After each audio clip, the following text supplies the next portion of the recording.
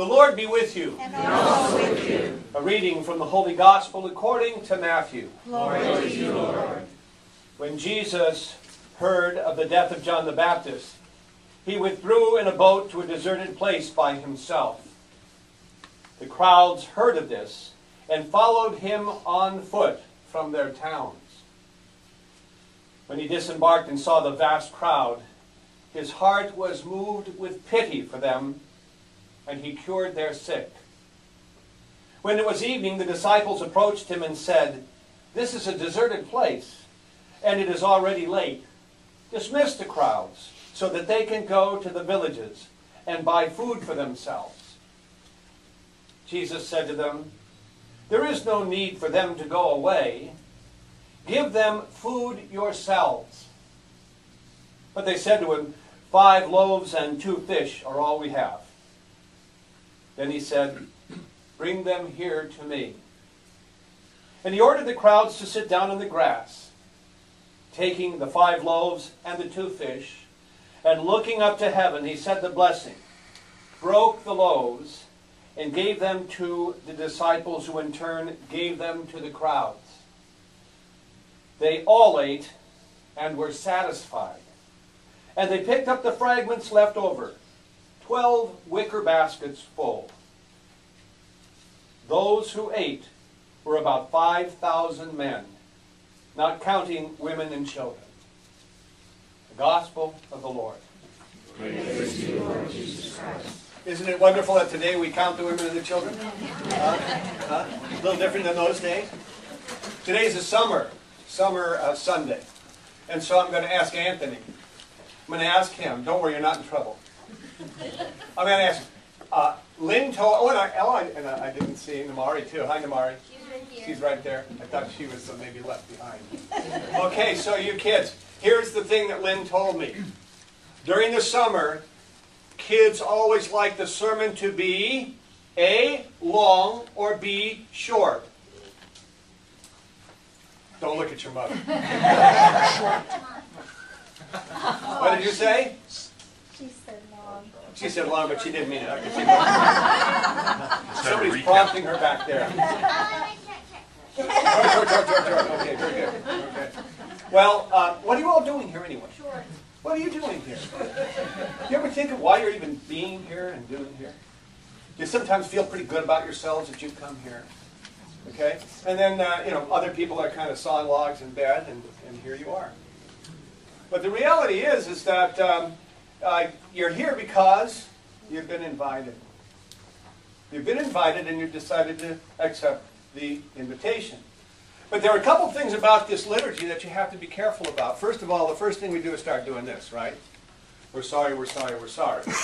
And we may think, number one, that's one of the prerequisites for us to move from a state of unworthiness to worthiness. So we're going to show that we're sorry for our sins, but that first part of the Mass is nothing more than just a little bit of honesty. We're not perfect. You think that's news to God? You think it makes one bit of difference to God about the invitation, since you were already invited before you came here and did this?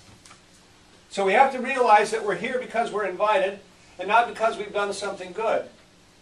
The first reading talks about having all kinds of good things to eat, right? Come and eat, come, and without what? Without cost. That doesn't make sense to us, really. There's hardly anything we do in this life that is not without cost. And yet, if that's what the message is, the message for us here today, thousands of years later, right, is that we're here without any prerequisites whatsoever.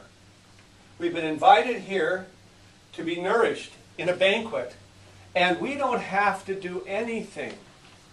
We don't have to be good. We don't have to earn the right to walk through that door. We've already been invited, and we're here without cost. Is that okay? That's okay with you, huh? That is okay. So here we are. We're here without cost. And that's a lesson in one thing about God.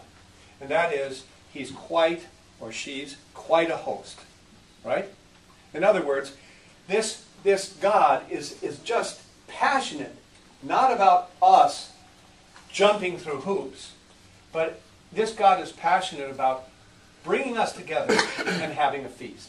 and having a joyful time together, exchanging thoughts and ideas like we do, you know, and certainly praying, certainly receiving the Eucharist, but at the same time, he's probably happy about the coffee and donuts that happens after as well. This God is a host that not only seeks to bring us to himself, but to bring us to one another. And what's the cost? Nothing. That's what grace is. I don't know how many times I was trained by somebody that if I helped somebody, I would get grace. Well, it's true. But it was the grace that made me do it in the first place. And the grace abounded. There wasn't anything that I did. Without cost, God gathers us together here for this feast. Now, I don't know about you going to dinner. I'm going to dinner tonight. And I was invited to brunch right after Mass. I was invited yesterday by the rabbi that I did the wedding with. I've always admired him. Very spiritual man. And I always thought he was top-notch. And we'd run in to do a wedding and run out. And this time he said, come on, let's go over and sit down. So we sat down and we took advantage of the hospitality without cost. He says, let's have a drink. I said, well, that's pretty big of you since it's an open bar. So he went in there and he sat down. He got his glass of wine. I got my glass of wine. We started talking. And boy, they started coming over with all the hors d'oeuvres to us first. And I said, this is pretty good. They're taking care of the clerk. He said, I think it has something to do with that collar around your neck. But anyway, we talked and spoke. And, you know, somebody who I just always thought was really so top-notch was acting like I was his long-lost friend. I'm so glad it's been so long.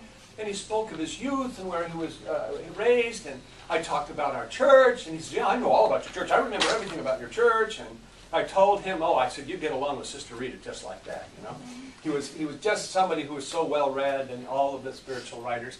And it was so amazing that we just stayed there and ate like crazy. And we took advantage of that, a moment that God had given us to be together and to rejoice together.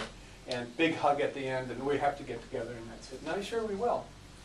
So God is doing a few things here. He's inviting us in, not expecting us to pay, hoping not only that he will be able to be joined with us, but gets joy from seeing us connect with one another.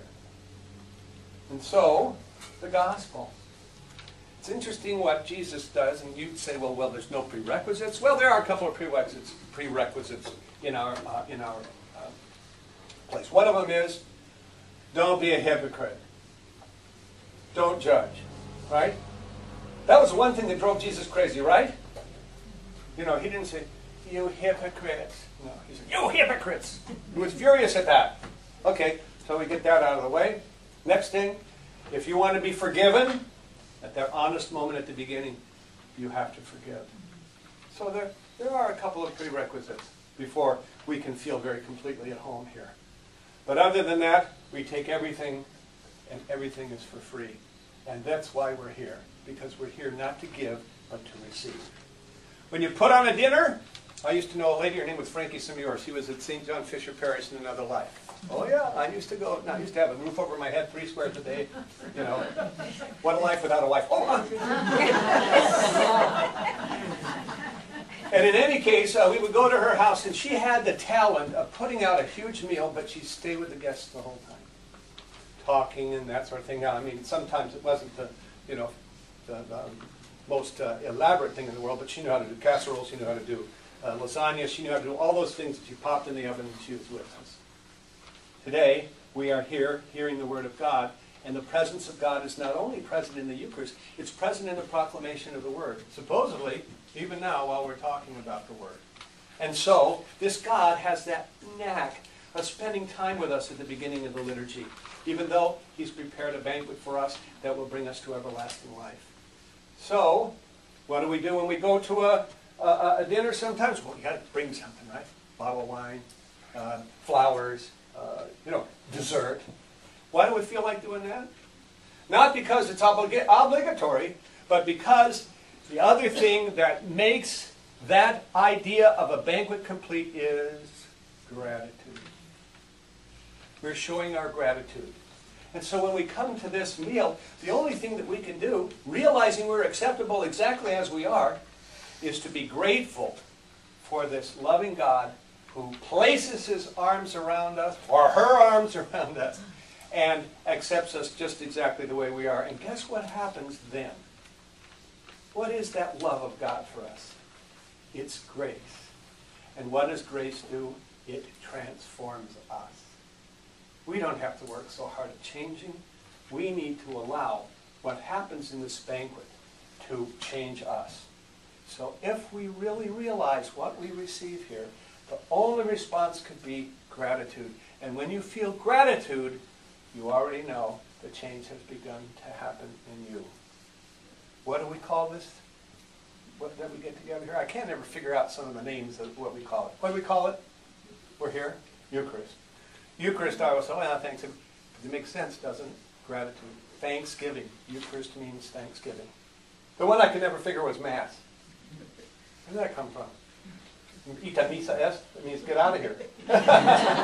So, the idea is, my brothers and sisters, let us thank this God. Let us be grateful and allow that gratitude that we have to transform our lives. Remember, the one thing that the Lord told the disciples to do is to feed others. It's not about getting money. It's not about how are we going to hoodwink somebody to walk through that door. There are people spiritually, and you know it as well as I do, who are absolutely starving to death. Imagine what kind of a banquet they'd receive if we could bring those spiritually starving people here. If you're willing to do that, stand up. Sit down.